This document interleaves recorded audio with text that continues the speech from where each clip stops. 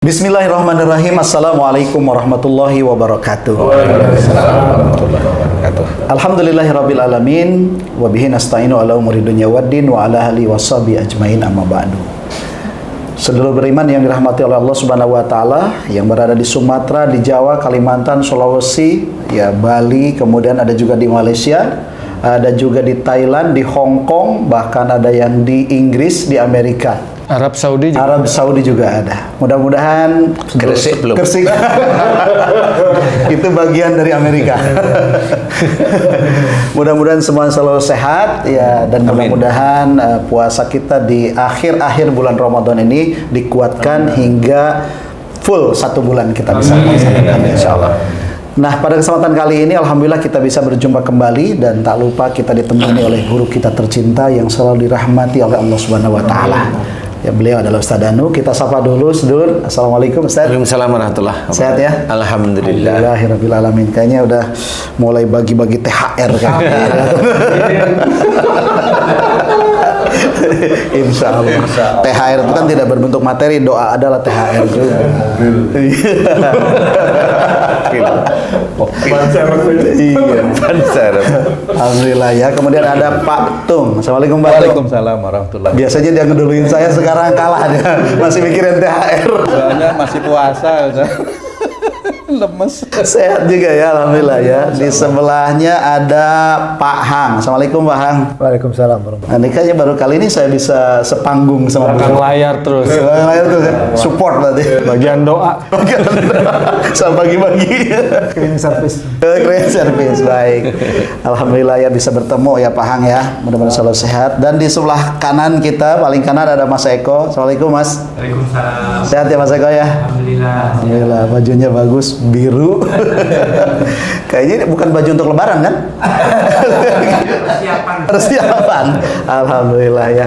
Oke, makasih Mas Eko. Kemudian ada lagi satu yang sebelah paling kiri Ustadz. Nah, ini yang sudah tidak asing lagi buat kita ya. Assalamualaikum Ustaz. Waalaikumsalam.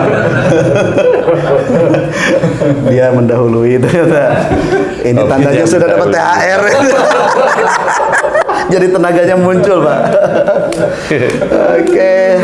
Insya Allah di Ramadan ini semuanya bahagia karena ini adalah bulan yang sangat ditunggu-tunggu karena banyak keberkahan kebaikan. Insya Allah ya. Kata Rasulullah, satu kebaikan itu dilipat gandakan menjadi 700 kali. Kan begitu? Wih, banyak banget itu. Subhanallah, makanya berbuat baiklah sebanyak-banyaknya. Kira-kira ada pertanyaan, Pak Ustaz? Sebenarnya maunya nanya gini Pak Ustadz, ini kan dinamakan Idul Fitri, itu kita kembali ke dalam fitrah suci gitu ya. Kesucian. Yang dimaksud itu sebenarnya seperti apa sebenarnya suci yang dimaksud itu Pak Ustadz? Iya, sebenarnya suci yang dimaksud Allah sama suci yang dimaksud kita bisa aja belum tentu sama, tapi artinya hampir mirip lah ya, hampir mirip. Jadi intinya seperti ini, saya mau pergi ke Surabaya, dua ini sama-sama pergi. Yang satu mau pergi, yang satu mau pergi ke Surabaya. Hari. Nggak taunya yang mau pergi ini hanya cuma pergi maunya dari Jakarta ya ke Karawang, kan sama-sama perginya, cuma jaraknya ini beda. Karena yang dimaksud suci antara beda kita dengan beda Allah ini persoalannya hanya muatannya sebenarnya. Muatan kesucian itu seperti itu. Maksudnya kalau saya menerjemahkan gini, memang itu suci tapi dalam bentuk saat ini. Baik. Dalam bentuk bulan Ramadan ini. Kalau mamanya kemarin-kemarin, pada saat dia bulan Ramadan, bulan penuh berkah, bulan penuh ampunan, dia mohon ampun nggak di situ? Kan seperti itu. Kalau memang beliau itu pada mohon ampun, ya bisa aja ampunannya diterima oleh Allah Ta'ala. Memang betul. Tetapi cara Allah menerima ampunan hambanya itu tidak seperti orang lain melihat orang lain. Kalau orang lain melihat orang lain itu kan mamanya ada pencuri, udah saya udah tobat, percaya mamanya. Itu kan perlu pembuktian seperti itu. Nah, kalau Allah itu Tidak perlu pembuktian seperti kita manusia, tapi cukup perangkatnya Allah, yaitu para malaikat, atid, raqib atau hafazah itu menjadi alat nanti akan laporan kepada Allah Ta'ala bahwa orang saat ini yang bernama Fulan ini, dia itu tobat, beneran tobat apa enggak. Nah, istilahnya malaikat atid, malaikat raqib itu bisa aja memang di situ diskusi dengan malaikat hafazah, dan ada malaikat-malaikat yang lain itu diskusi bahwa orang ini biasanya kalau dia itu tobat itu hanya di mulut. Karena dia belum pernah merasakan yang namanya tidak enak, sehingga pada saat dia itu tobat tapi dia masih merasa enak, dia pasti nanti akan mengulang hal yang dulu-dulu lagi. Jadi bisa aja suci menurut orang, tapi belum tentu menurut Allah itu suci juga. Seperti itu maksud saya. Jadi kalau memang mau suci di hadapan Allah Ta'ala beneran, mulai hari ini belajar menjadi orang baik. Ya, belajar dari mulai apa? Jangan nyuri, jangan main-main efisiensi umpamanya, ya, jangan umpamanya berbicara yang tidak baik dalam sehari-hari atau dalam YouTube kayak atau bagaimana. Harus belajar beneran. Jangan kalau kita sudah sholat merasa sholat kita itu pasti diterima. Nggak ada yang pasti bagi manusia.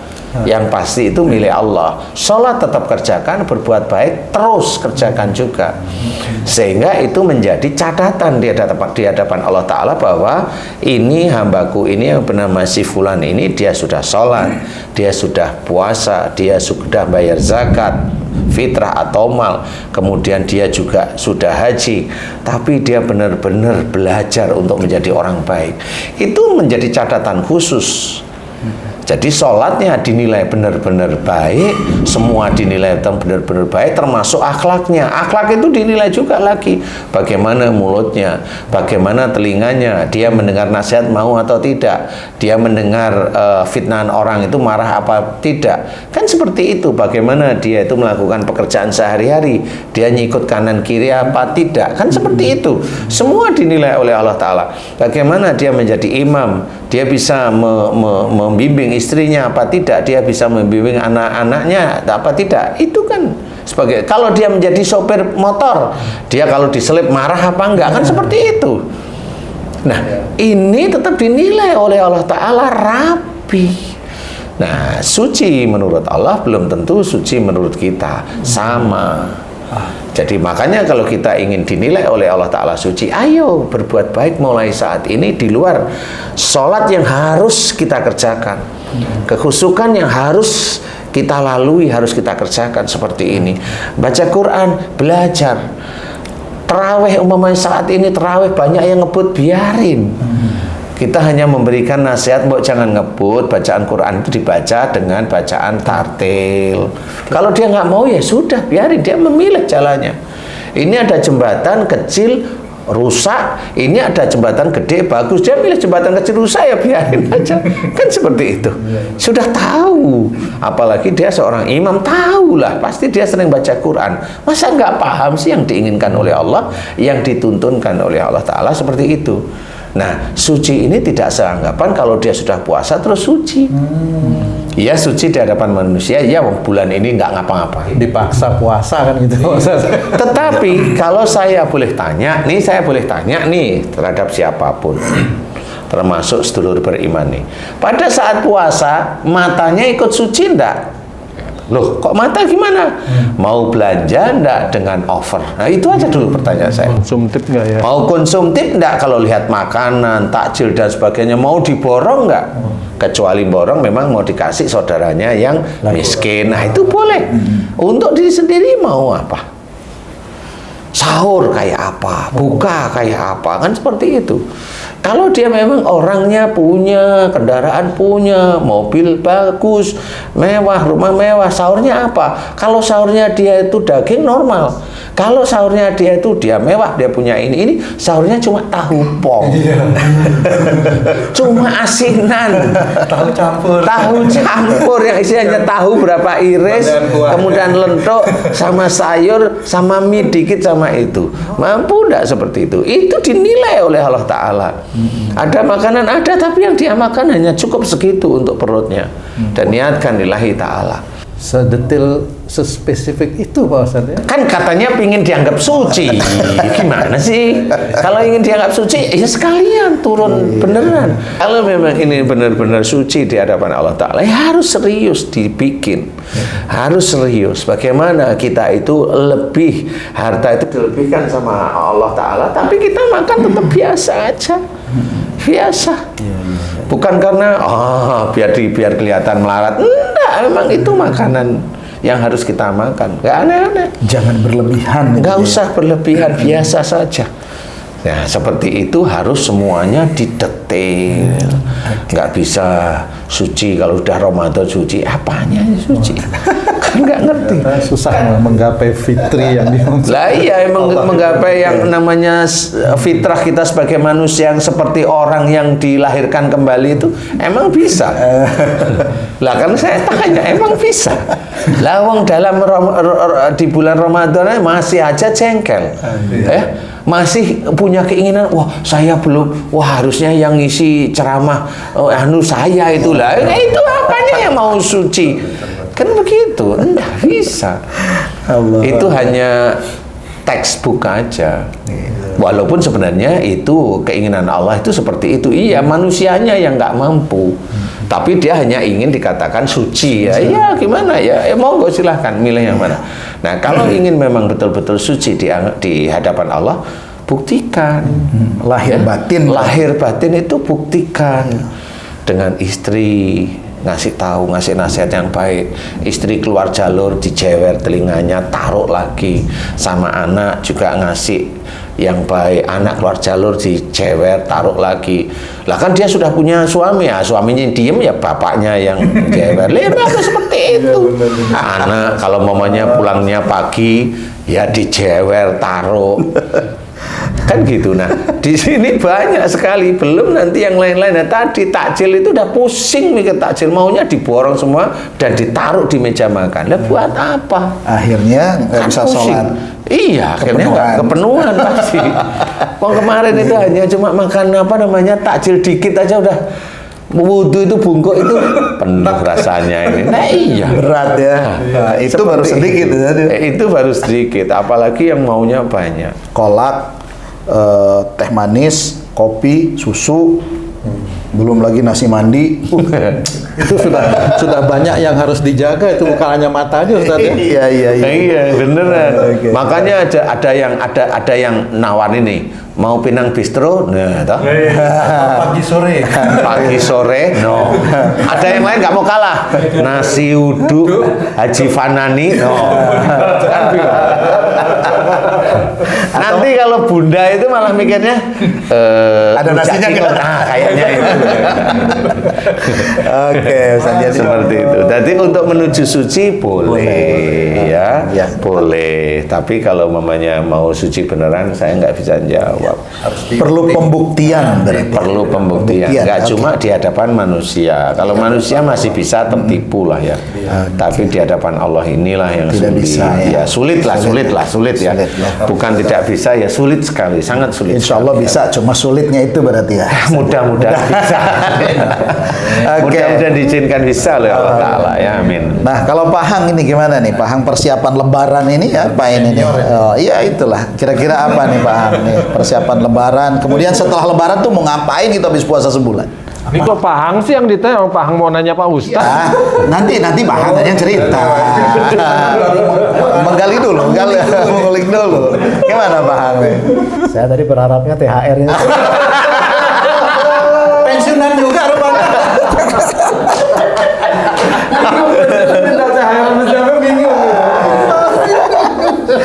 Aduh. Kalau Pak Hang itu kan atasannya Pak Hang itu malah menteri sebenarnya. Jadi kan pusing kalau udah begini. Minta THR kemana? Menterinya baru disorot. Gitu. Aduh. Sesuai aturan. Nah, jadi gimana, apa yang akan ditanyakan sama Pak Hang nih? Mumpung kita kumpul nih Pak Hang. Ya nyambung yang saya tanyakan Pak Huri tadi. Manusia, saya juga banyak lupa nih Pak Ustadz.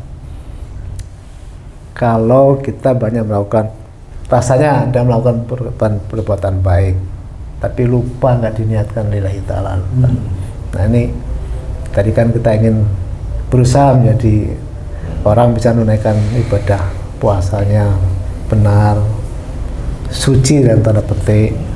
Tentunya kalau bisa perbuatan baik yang lupa kita niatkan lillahi ta'ala, itu bagaimana Ustaz? Iya, sebenarnya kalau tanda Allah itu sebenarnya sudah banyak kita ketahui. Contoh umpamanya salah satunya ayat itu wasyari'u ila maghfiratin min rabbikum, ya. Itu bahwa kita disuruh bersegera untuk memohon ampunan kepada Allah. Dan banyak lagi ayat-ayat yang disuruh kita itu bertobat. Watubu ilallahi jami'an ayyuhal mu'minun. Banyak sekali lah ya ayat-ayat seperti itu, dan bertobatlah hai kamu sekalian kepada Tuhanmu, pada Allah, orang-orang beriman. Nah, itu salah satu bahwa Allah itu menceritakan orang beriman itu tetap masih ada dosa. Itu ciri Allah itu seperti itu. Bertobatlah kamu sekalian, hai orang-orang yang beriman. Itu berarti ya, orang beriman tetap ada dosa di mata Allah Ta'ala. Bukan beriman terus aman. Oh, tidak bisa. Tidak boleh termasuk kita itu, kita harus evaluasi, muhasabah terus-menerus. Nah, kalau Allah itu sudah menyuruh bertobat, mohon ampun, tobat ini kan dari kesalahan dan dosa-dosa kita. Dosa-dosa kita sekarang, kemarin, minggu kemarin, bulan kemana, atau tahun kemarin boleh, kan gitu ya. Kalau Allah sudah mengisyaratkan dosa aja masih boleh dimohonkan ampunan, apalagi suatu pekerjaan yang baik.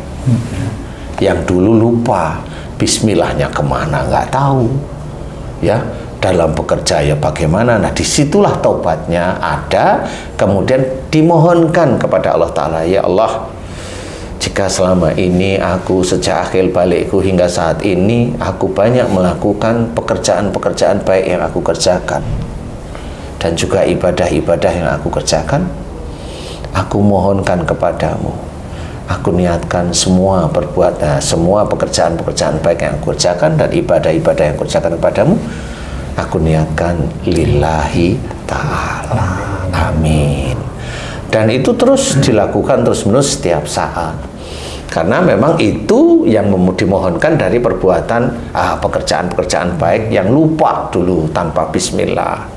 Lupa lah istilahnya. Nah, itu harus kita mohonkan agar diterima oleh Allah Ta'ala. Dan Allah menerima itu nggak bisa secara langsung.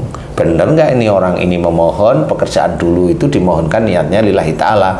Nah, Allah melihatnya memang nggak dulu, bisa aja lihatnya beberapa bulan, tahun belakangan ini. Dilihat kalau tahu, bener loh, dia sudah mulai merajut semua perbuatan baiknya dia lakukan dengan bismillah, dengan hati yang tulus bismillah, dengan hati yang tulus bismillah. Nah, baru Allah itu melihat yang dulu. Jadi tetap harus ada pembuktian ceritanya daripada malaikat-malaikat Allah yang ada di sekitar kita. Jadi kalau umpamanya dia belum pernah sholat, doanya, ya Allah aku mohon semua perbuatan baik aku lakukan dan ibadah aku lakukan sejak akhir balik sampai saat ini, aku lakukan dan aku niatkan lillahi ta'ala ya Allah, gitu. Nangis ya. Tapi kalau dilihat malaikatnya bilang enggak pernah ya. Sekarang enggak, dia juga enggak bismillah, enggak ini kan. Oh ya, dia dilihat. Jadi doanya diterima oleh Allah Ta'ala, tapi belum dikabulkan. Menunggu pembuktian. Jadi harus diikuti dengan perubahan ya. Diikuti harus dengan perubahan semuanya. Namanya kayak taubatan nasuha. Kan bukan hanya cuma taubat. Betul. Harus bukan diikuti ucapan tapi perilaku. Harus diikuti dengan perilaku ya mirip seperti itu. Insya Allah seperti itu. Ustaz, kalau misalnya begini, dulu saya melakukan kebaikan, tapi niatnya karena ingin dunia. Contoh, ya saya memberikan sesuatu kepada orang lain, tapi ada niatan supaya saya suara dia buat saya misalnya. Nah, sekarang saya minta, ya Allah, dulu saya memberi sesuatu kepada orang lain, tapi niatnya karena dia supaya mencoblos suara saya. Ya Allah, sekarang saya niatkan lillahi ta'ala. Itu gimana tuh? Apakah tobat atau mengalihkan niat? Kalau pekerjaan itu awalnya hanya melakukan pekerjaan baik, tidak ada unsur yang lain, hanya pekerjaan baik, ikhtiar baik, itu boleh ditarik seperti itu. Mohon niatnya lillahi ta'ala. Tapi kalau ada suatu pekerjaan yang niatnya memang sudah tidak baik, mau diniatkan baik, ini tobat dulu nih. Ganti rugi harus ada. Iya, harus tobat dulu karena memang niatnya aja salah sudah. Siap. Iya kan? Ya, seperti jual beli itu nggak bisa nggak bisa seperti yang tadi melakukan pekerjaan biasa, Ustaz. Jadi kayak mamanya, kenapa doa itu harus hati-hati? Iya, karena kita juga tahu dalam surat Al-Isra ayat 18 ada ceritakan seseorang yang meminta dunia nanti di akhiratnya dimasukkan ke dalam neraka. Berarti kita itu sebenarnya berdoa, kalau berdoa kita untuk dunia itu tidak boleh oleh Allah Ta'ala. Sebenarnya bisa saja diberikan oleh Allah Ta'ala, tapi itu hanya istidraj. Nah, kalau istidraj ya repot, padahal orang-orang zaman sekarang nggak ngerti, orang muslim nggak ngerti istidraj. Itu bukan, itu untuk orang-orang kafir aja. Dia nggak ngerti bahwa istidraj itu ya sama seperti itu. Seorang yang meminta dunianya akan diberi oleh Allah Ta'ala sebagian bagi yang dikehendaki dan bagi orang yang dikehendaki oleh Allah Ta'ala. Tapi nanti pada saat di akhirat dia akan dimasukkan ke dalam neraka. Jelas ayatnya. Berarti harus tobat dulu ya. Ya, dia harus tobat dulu. Makanya doa-doa kita yang seperti itu minta dunia, tobatlah dulu pada Allah Ta'ala. Yang akan dikabulkan oleh Allah Ta'ala atau dilihat itu sebenarnya doa-doa yang khusus akhirat sebenarnya. Mohon imannya dikuatkan, mohon Islamnya dikuatkan, mohon ihsannya dikuatkan, seperti itu. Nah, itu yang memang dijadikan sorotan oleh Allah Ta'ala yang dilihat. Kalau dunia enggak terlalu dilihat, karena memang orang dihidupkan di dunia ini sebenarnya untuk akhirat. Jadi bukan orang dihidupkan di dunia untuk ngurusi dunianya sendiri. Enggak, kalau itu kriteria Allah, enggak. Tapi kriteria manusia, nah aku di dunia hidup ya untuk saya sendiri, ini manusianya. Sama seperti tadi, suci menurut manusia sama suci menurut Allah bisa beda. Soleh menurut manusia sama soleh menurut Allah bisa beda.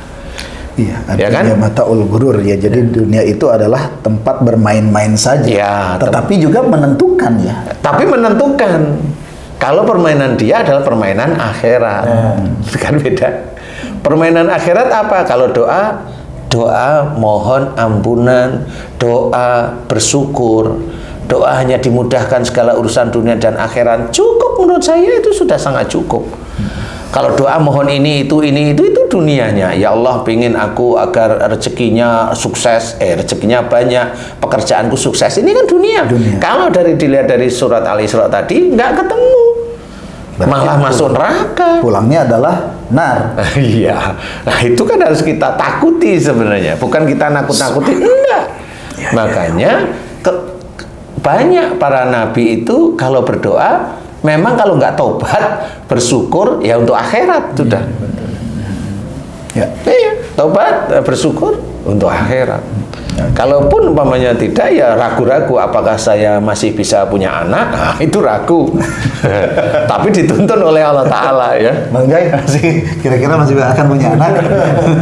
Kalau orang lagi mah bisa aja. Tahu banget ya. Ini buntutnya belum selesai nih, lanjut.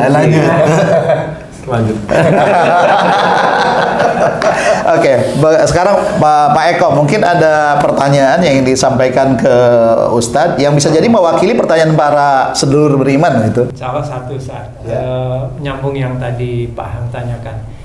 Ketika kita sudah berusaha untuk memohon ampun, kemudian continue, kita mohon juga, kita tarik yang sudah perbuatan baik tadi. Kalau itu sudah kita lakukan, kemudian bisa nggak Ustadz kita tahu bahwa itu diterima atau tidak diterima?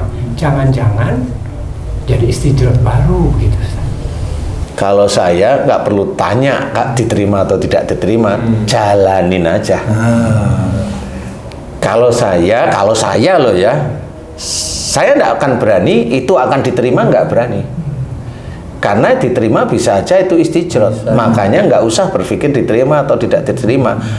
Berdoa aja mohon mudah-mudahan diterima. Tapi nggak usah punya pikiran diterima. Yang penting kita kerjakan aja. Sama seperti seseorang kalau bekerja, jangan tanya masalah gaji saya berapa, kerja aja terus. Kalau bekerja kepada orang itu bisa menilai orang ini kerjanya bagus, dinilai pasti gajinya baik. Itu sama orang, apalagi sama Allah. Anggap aja kita itu di dunia itu betul-betul berbakti pada Allah Ta'ala, kan Allah tahu. Yang maha memberi rezeki itu Allah. Jadi nggak usah kita sanksi. Nggak usah kita sanksi. Kerjakan aja apa perintah Allah Ta'ala. Kita disuruh berdoa sudah jelas. Berdoa jangan dunia, jangan minta dunia. Mintalah akhirat. Minta akhirat kita kan butuh makan juga. Cuma harus pandai bagaimana kita itu minta akhirat tapi dunianya dipenuhi. Banyak cerita sebenarnya. Nggak cuma hanya berdoa, apa yang kita kerjakan. Yang kita kerjakan harus akhirat.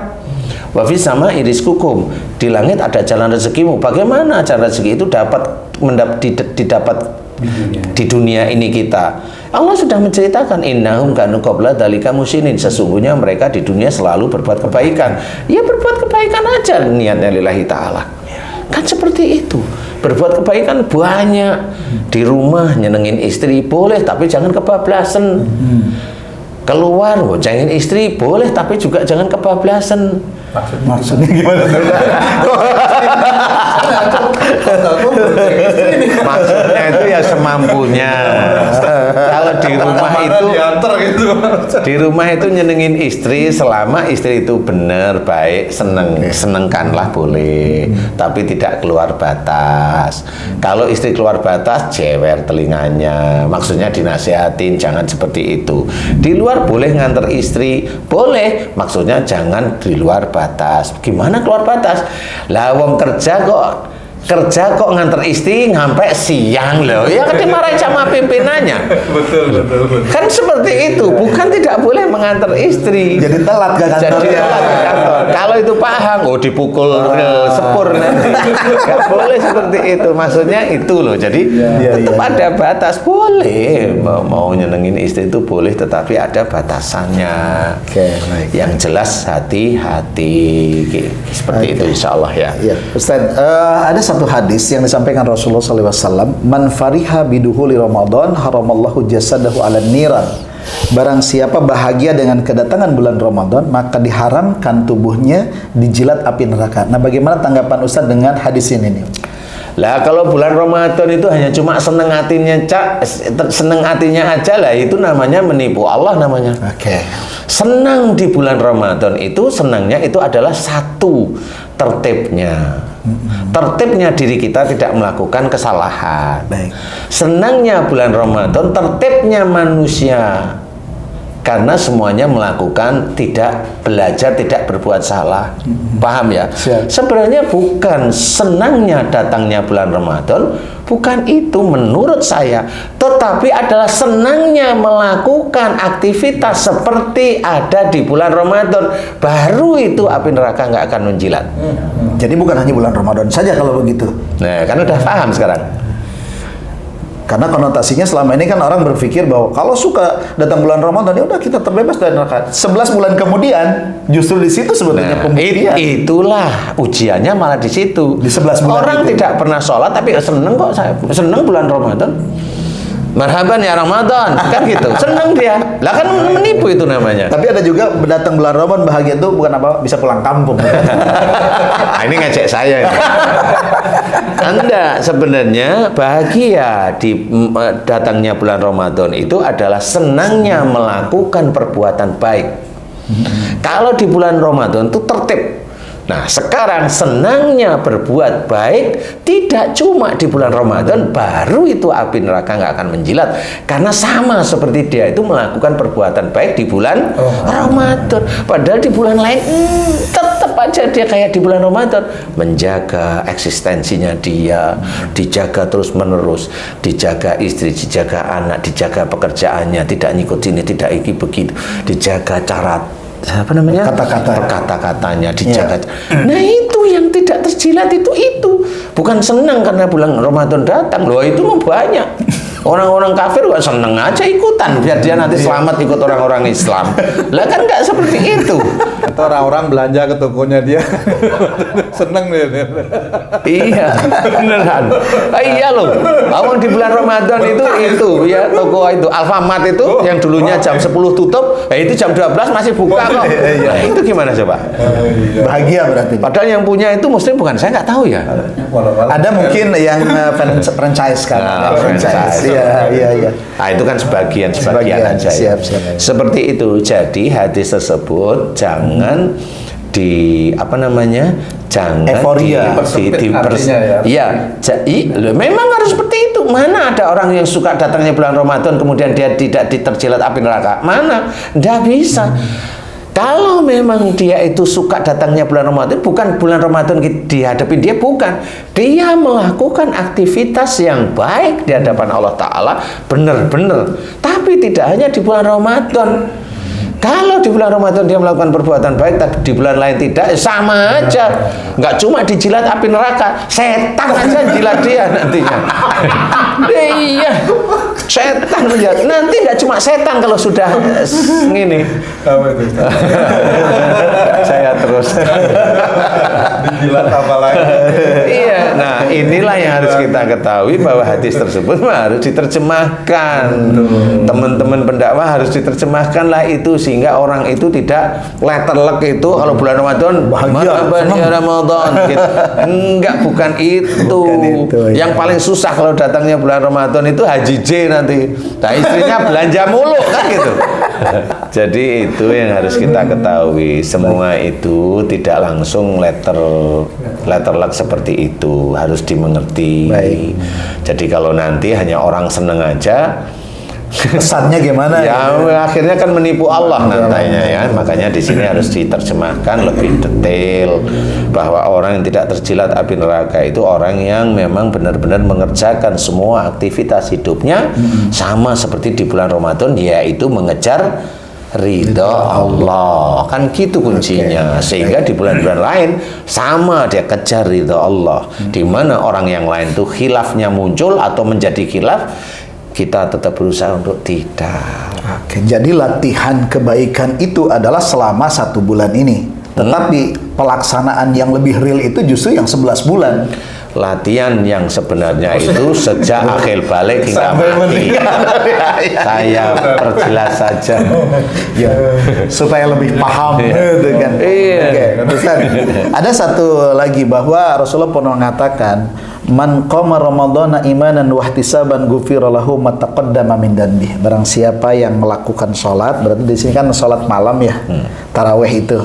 Man qama ramadhana imanan wa ihtisaban ghufira lahu ma taqaddama min dhanbi. Maka dia akan diampuni dosanya yang telah lalu. Nah, ini hadis ini kalau dilihat dari pendapat Ustadz nih, gimana nih cara menyikapinya? Apakah benar atau gimana Benar. dalam pelaksanaannya gitu maksudnya? Benar. Cuma yang harus kita sikapi adalah banyak hal. Sholat kita bisa menghapuskan dosa, atau taubat kita agar dosa kita dikabulkan. Harus diampuni maksud saya. Itu harus difikirin. Kalau momennya kita itu menyatukan ayat dengan hadis, ya memang harus benar-benar serius. Makanya kalau dalam sholat malam kemudian dosanya itu diampuni, itu kita harus menyatukan dengan wabil asarihum yastaghfirun. Harus dibarengi dengan itu, bahwa di penghujung malam mereka memohon ampun. Nah, di titik pada saat dia di penghujung malam dilakukanlah qiyamul lail, yaitu tarawih. Ya. Salah satunya ya. Salah satunya. Nah, pada saat sholat sunnah tarawih tadi, dia mohon ampun nggak pada Allah Ta'ala. Memang betul dosanya yang lalu diampuni. Yang lalu. Kan bukan yang lalu. Iya. Berarti dosa yang kemarin. Yang lalunya mah belum. Lalu-lalunya wallahu alam. Karena gitu. belum dimintakan ampun. Ya, makanya kalau saya mohon ampunlah setiap hari. Agar yang lalu itu tetap diampuni. Kan dosa mamanya begini. Mamanya saya itu nyuri mamanya. Kan gitu, nyuri kambing sejumlah 100 kali nyuri kambing. Kan saya di penjara, belum tentu penjara saya itu kambing yang saya curi dulu, bisa yang saya curi ketahuan ini, kan begitu ya. Nah, disinilah yang harus kita ketahui, bahwa pada saat saya di penjara itu ya untuk kambing ini. Jadi kalau kita tobat bisa aja untuk dosa yang baru kemarin. atau baru tadi, itu pun belum tentu langsung diterima oleh Allah Ta'ala. Perlu waktu. Perlu waktu. Bener nggak ini? Ini taubatnya benar-benar nasuha nggak ini? Gini. Jadi perlu waktu, walaupun waktunya Allah bisa cepat atau walau nggak ngerti. Perlu waktu sebenarnya. Makanya di sini adalah istiqomah di dalam memohon ampun, istiqomah kemudian tidak melakukan lagi. Ini kan tetap dinilai oleh Allah Ta'ala. Jadi yang harus kita pahami adalah jangan dengan adanya kalimat tersebut itu terus kita itu bebas dari dosa. Orang yang langsung merasa dirinya bebas dari dosa, besok pasti akan melakukan dosa lagi. Ya. Tapi kalau seseorang dia merasa dirinya itu masih banyak dosa, dia akan selalu memohon ampun kepada Allah Ta'ala, dan dia nggak pernah tahu dosanya diterima oleh Allah atau diampuni, nggak tahu. Yang penting dia itu mencoba memohon ampun terus menerus, dan dia lakukan apa yang harusnya dia tidak perlu lakukan zaman dulu, maksudnya. Dia sudah tidak mau lakukan lagi, tapi dia tobat terus menerus. Nah, inilah yang nanti masuk ke arah sana. Pada saat ini sudah dilakukan terus menerus bertahun-tahun, di titik dia itu memohon pada saat dia itu sholat malam di bulan Ramadan, di titik itulah Allah itu bisa memberikan bonus. Ya, aku terima ampunannya. Kan seperti itu. Jadi tidak bisa orang yang dulunya itu mohon maaf nih berzina sekian hari itu diampuni. Ada yang loh, kalau Allah siapa tahu, loh kan kamu masih bilang siapa tahu, masih belum yakin. Belum yakin. Enggak boleh kita itu bisa langsung selesai. Karena apa? Bisa aja besoknya itu melakukan lagi. Ya, kenapa? Lah menurut dia itu enak. Menurut dia. Lah kalau dia ingat itu setan kemana, lalu dia kan baru puasa hari ini, sholat juga baru genap ya di Ramadan ini. Nah yang itu nggak bisa. Berarti kontinuitas itulah yang harus tetap dilakukan, minta ampun itu. Betul. Ya, dan sholat malam pun berarti bukan hanya bulan Ramadan. Iya, kan? Seperti latihan itu. Lagi Qiyamul Lail itu ya harusnya runut dulu, sehingga benar-benar serius di titik-titik tertentu baru Allah itu akan diampuni. Ya, seperti itulah. Jadi memang kalimat-kalimat hadis itu memang sepertinya menyenangkan, tetapi harus dijelaskan, dicermati, sehingga orang itu benar-benar dia itu ada giroh atau semangat. Untuk melakukan kebaikan terus-menerus, sebenarnya gitu, Ustaz. Baik. Oke, sekarang Bang Jai mungkin ada pertanyaan? Ustaz, saya kan seorang pensiunan, Ustaz nih. Biasanya itu di bulan Ramadan ini zakat fitrah itu menjelang malam takbiran tuh baru zakat fitrah dibagikan oleh masjid ataupun panitia-panitia. Padahal kan itu dari awal Ramadan juga udah diperbolehkan. Tapi juga ada sebagian seminggu sebelum Idul Fitri itu juga udah ada yang bagian. Nah, mungkin karena melihat saya pensiunan, Ustadz, jadi banyak juga yang ngasih zakat ke saya. Nah, pertanyaannya adalah saat itu kan memang tidak ada kegiatan apa-apa. Boleh nggak nerima zakat fitrah, kemudian saya kumpulkan lagi untuk zakat fitrah saya untuk orang lain itu, Ustaz? Jadi sebenarnya itu yang harus kalau yang namanya miskin itu enggak punya kendaraan sih. Jadi harus disesuaikan. Kalaupun maunya menerima, bilang saya bukan termasuk yang miskin. Kaum du'afa lah. Iya, bukan masuk yang itu, harus mau. Nah, rata-rata orang itu nggak begitu. Dia nggak mau jujur dengan Allah, itu nggak mau. Ya, diterima aja. Nanti dari ini berikan zakat. Nah, itu main-main namanya. Nah, itu main-main. Bukan, harus diterima. Harus diterima. Kayak mamanya Idul Adha, saya dapat bagian daging kambing, kan lucu. Daging korban ya, bukan daging kambing, daging korban. Saya selalu nolak, bukan saya. Seperti itu, bukan. Salah kalau kamu begini. Nah, di situ akan memperlihatkan bahwa panitianya itu gelap mata.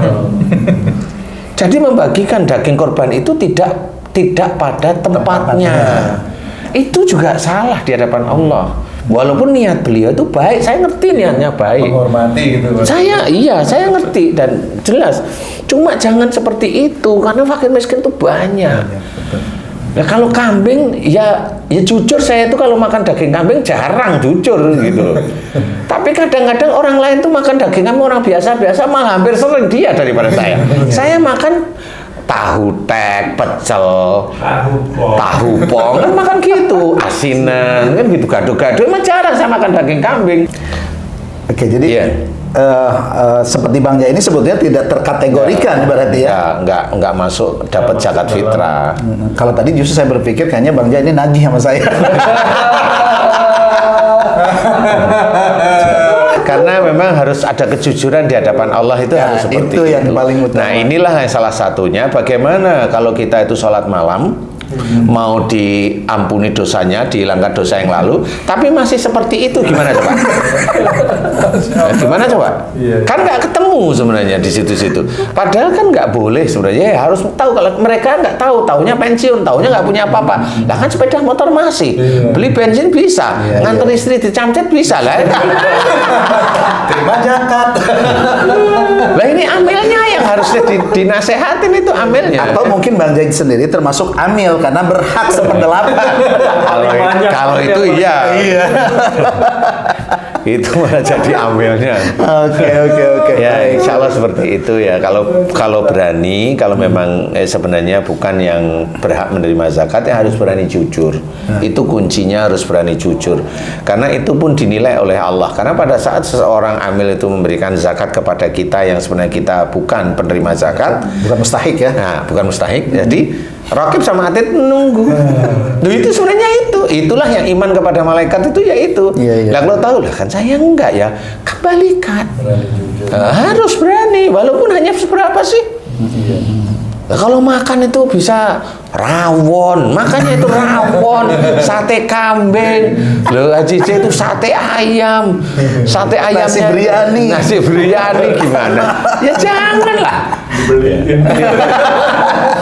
Intinya harus mau mengakui karena kalau kita memang mau dianggap suci oleh Allah Ta'ala ya seperti itu ya. Termasuk kalau mamanya Idul Adha, mamanya nah ya harus maulah ini bukan. Jadi ya harus mau mengakui ini enggak, saya bukan fakir miskin, yang berhak kan fakir miskin, kasihlah ke fakir miskin. Kalau memang itu amil silahkan amil bikin sendiri, kan seperti itu ya. Kalau mau potong sendiri aja. Ya kalau mau potong sendiri, beli sendiri, potong sendiri, itu baru angkat jempol saya. Ya. Nanti Seperti kalau itu. ingin beras ya beli aja Bang itu Bang. Jadi nggak usah nungguin dari amil. Intinya harus berani jujur. Berani. Itu kayak tagline-nya KPK tuh. Jujur itu hebat. Oke. Itu KPK kan untuk yang terdakwa. Nggak usah dilanjut. Nggak usah dilanjut. Baik Ustaz, mungkin ada kesimpulan dari pertemuan kali ini yang ingin disampaikan kepada sedulur semuanya Ustaz? Ya kalau bisa, ini saya sampaikan sedikit ya, tapi mudah-mudahan sangat manfaat. Jadi bagi sedulur beriman yang merasa dirinya imam, kalau memang ada nanti besok itu bulan Syawal, itu kalau saling minta maafnya, saya nyoba ngajarin yuk imamnya yang minta maaf kepada makmumnya. Jadi istri, anak itu dijajarin, imamnya yang minta maaf satu-satu dan dengan tulus. Karena dengan itu salah satu yang nanti kita mau dosanya diampuni betul oleh Allah Ta'ala dan dianggap suci oleh Allah Ta'ala, salah satunya itu. Karena apa? Imam itu masih banyak salah, kita itu masih banyak salah dalam memberikan nasihat, memberikan jalan, memberikan macam-macam, menyelesaikan masalah, mencari solusi, itu masih aja kita masih bentrokan dengan pasangan atau dengan anak. Nah, coba belajar seperti itu agar hati kita itu tidak keras, tidak kaku. Ayo kita yang minta maaf sebagai imam, kita yang minta maaf. Jangan imam terus begini aja, istrinya, anaknya. Nah, itu ya nggak pernah salah loh begitu. Siap. Merasa benar terus ya, itu nggak boleh. Kalau udah merasa benar terus itu syirik sudah hatinya. Karena apa? Yang benar kan hanya Allah. Makanya kalau dia merasa benar, dia merasa Tuhan. Syirik itu sudah nggak boleh seperti itu. Baik, Wallahu a'lam. Cukup? Cukup. Baik, alhamdulillahirrahmanirrahim seluruh semuanya. Alhamdulillah nih pertemuan kali ini sangat luar biasa, daging semua ini sebetulnya. Walaupun kita kesana kemari, tapi intinya bahwa mudah-mudahan pertemuan ini bisa meningkatkan keimanan, ketakwaan kita kepada Allah. Dan yang paling baik adalah continue, walaupun misalnya cuma ya sedikit. Kalau sholat malam 2 rakaat cukup kan begitu. Tetapi continue, jangan sampai 20 sekian atau lebih dari itu, tapi cuma sekali dalam seumur hidup. Ya, yang penting adalah kontinuitas. Istighfar kita mungkin cuma 1-2 kali astagfirullah, tapi continue-nya itu yang dilihat oleh Allah Subhanahu wa taala. Mudah-mudahan kita bisa berjumpa lagi di episode berikutnya, dan insya Allah tayangan kali ini juga akan ditayangkan di Ustadzan Official Channel, kemudian di Tung Family Official Channel, dan di Asep Hidayat Official Channel. Kalau yang 3 ini karena belum punya channel, jadi penonton saja. Oke. Terima kasih, sampai jumpa. Mohon maaf lahir dan batin. Alafu minkum. Wassalamualaikum warahmatullahi wabarakatuh. Waalaikumsalam warahmatullahi wabarakatuh.